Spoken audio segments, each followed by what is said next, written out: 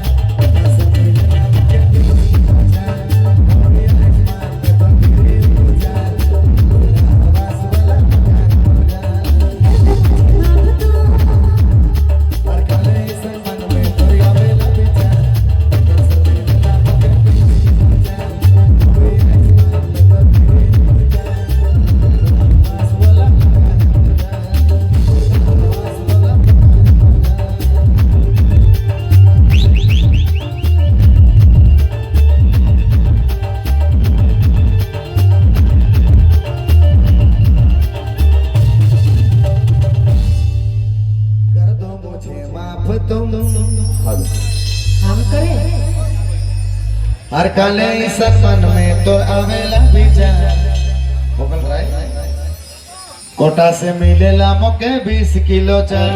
क्या होगा 20 में क्या होगा?